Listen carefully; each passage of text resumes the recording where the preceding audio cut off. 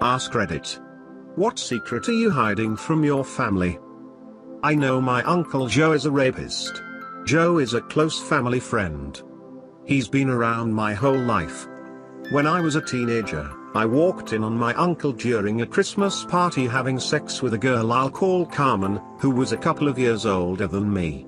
I presumed it was sex because the noises were right and Carmen had a rep for being wild and preferring older men. Joe was married. I just thought he was being a dick. In the 1980s, there was a bunch of unreported rapes in our town. It was an open secret.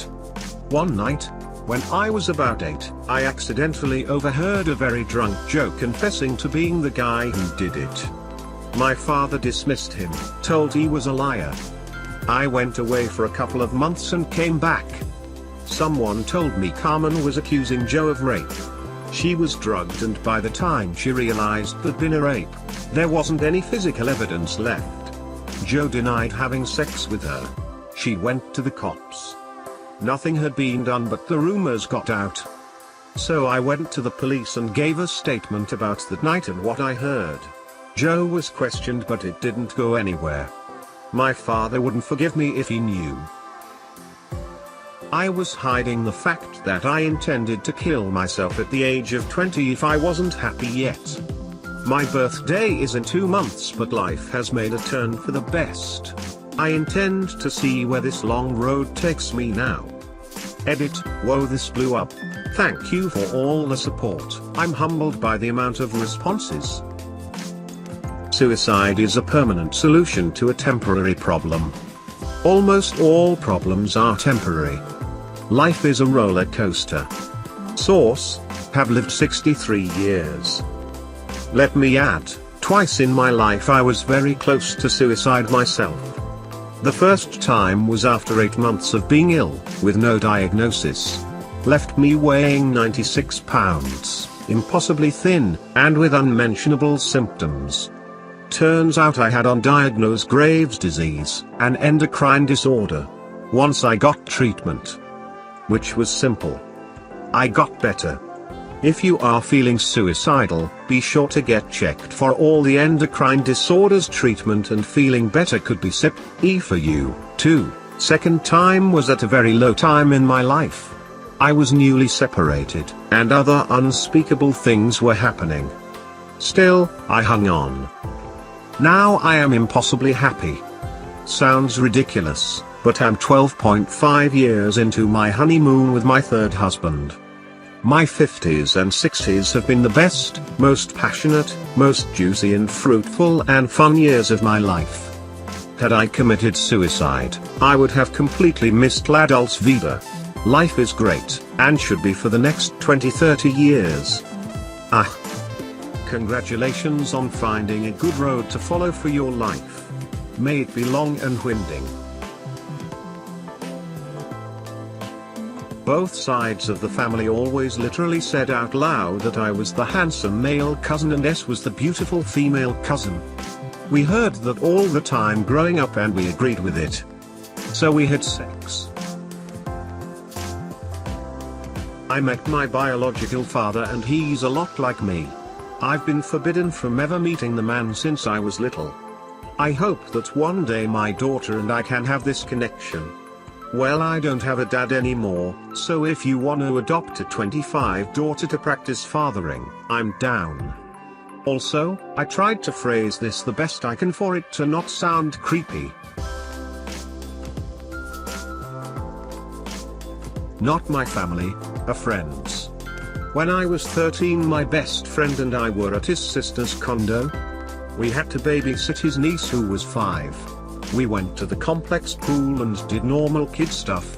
The niece had water wings on and we were doing general pool grab-ass stuff like jumping in, trying to flip, etc. The girl at some point had slipped out of her water wings. I looked over and saw an image that will be with me until I die. 2 yellow water wings floating on the water, and the girl 2-3 feet down, motionless, arms and legs hanging effortlessly, blonde hair spread out. My friend just screamed and froze. I had jumped in the pool to swim to her but don't remember deciding to do it. I was just moving. I came up under her and pushed her up. I had no thought, plan or clue, just did. I pushed her out of the water and the force of my hand on her stomach pushed water out of her lungs. I got her to the side and my friend pulled her out. She coughed and started crying. My friend was afraid he'd get in trouble so we never spoke of it. The girl was too young and didn't say or recall. Now she's in her early 40s with 2 kids. Nobody knows it happened. Anyone doing the math? Yeah, I'm an old dude. I literally let out a sigh of relief when you said she coughed and cried. Straight up thought that was going to end horribly. Well done on your bravery though. I'm sure that's a sight you could never forget at any age. It wasn't bravery. I don't know what it was. I acted without thinking. I just did. Still don't understand it completely. Just glad the outcome was what it was. Thanks all the same. Right, so. My boyfriend is a pretty good cook and over the years there isn't really anything that I've been able to cook better than him. I try. He decided last spring that he really wanted to make all these different kinds of cake and they were all gorgeous apart from the red velvet one which he just couldn't seem to master. It was too soft and sunk a bit. I wanted to give it a try as well, so I bought all the ingredients and found a new recipe but my cake was still just as bad. I was pretty annoyed that I wasn't able to make it properly as before I met him I was really good at making cakes. So, I kinda went out and bought a pre-made Betty Crocker red velvet cake mix and made the most delicious cake ever from it and may have lied and said I made it from scratch. To this day I haven't told him and every time I say I'm going to make it I have to time it so he's out at work and take the Betty Crocker packaging to a bin far away from the house so he won't be suspicious. I am so ashamed but the feeling of triumphant cake making couldn't be any better. Worst part was his son asked me for the recipe a few weeks ago so he could try it in his cooking class at school for the end of the year and I had to make something up about how it was a secret recipe and it's the only thing I could cook better than his dad when in reality it's all a damn packet mix. Shame, shame, shame. When I was 14, my friend and were drinking at my house when my parents weren't there. I lived in a small town and there wasn't much to do. Not that I'm defending 14-year-olds drinking, I'm just giving context. My sister, 4 years my elder, had a 1997 Honda Civic in the garage. My friend and I thought it would be a good idea to stealthily open up the garage door, push it down the road, hop in, turn it on, and go for a little joyride on the country roads. It was a rainy day so the roads were still slick, and I got the great idea to pull the e-brake and do a bit of a slide. I slide directly into a ditch. The front bumper mounts brake and the hubcap is slightly bent into the rubber of the wheel. We take it back home and begin to drunkenly try to fix it with zip ties and crowbars. It was a shoddy job but it held. About a week later, my sister gets into a low-speed car accident on that exact side of the bumper. She still doesn't know, but I bet the mechanic working on her car knew something was up. This was 13 years ago. I dated a girl, found out she was legitimately a psychopath and had been determined to be a psychopath by a psychologist. She fucked my head up really bad and left me suicidal for several months. I was close to suicide but I decided there were things I wanted to do before I die, and one of them was buy a sailboat and go on a long sailing trip. So I decided I would do that first, and if I still wanted to kill myself afterwards, I could do it then. I bought the boat in another state and sailed it to my home state over several hundred miles. And I don't want to kill myself anymore. My escapism fantasy.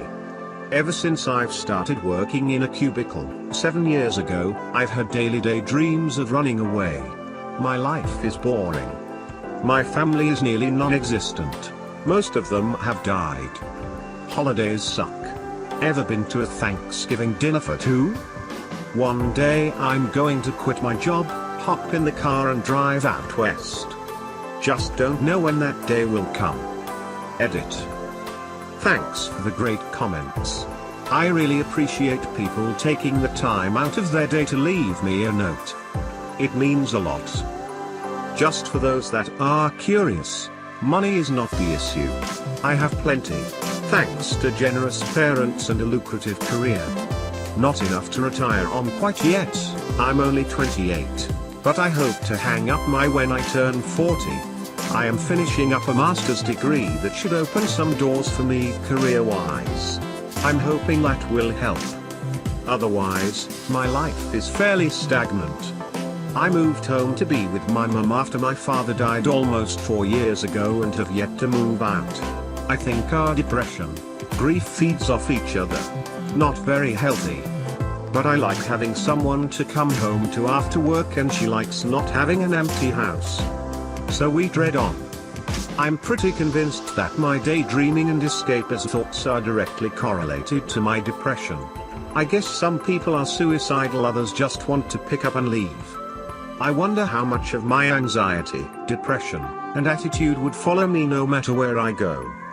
I'm seriously considering giving myself a trial run in 2 years when I turn 30.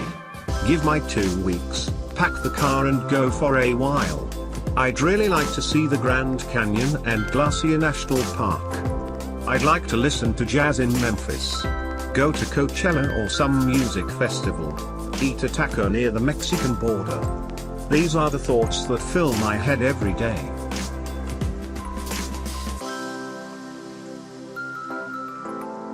A year ago, we got a new, massive wood dining table, which cost around €3,000. On the first day of ownership, I knocked over a glass of wine. The table was intended to get a blanket, but this was before there was a blanket on it. In panic, I cleaned it with a cotton cloth. Turns out, there was some sand or something on the cloth. Left nasty scratches on the table. I covered it up with a blanket immediately, no one saw it. A few days later I ordered a rubber cover to put it under the tablecloth. Told my parents this would protect the table if someone knocks a glass of wine. They didn't notice because the rubber cover never gets removed, only the tablecloth.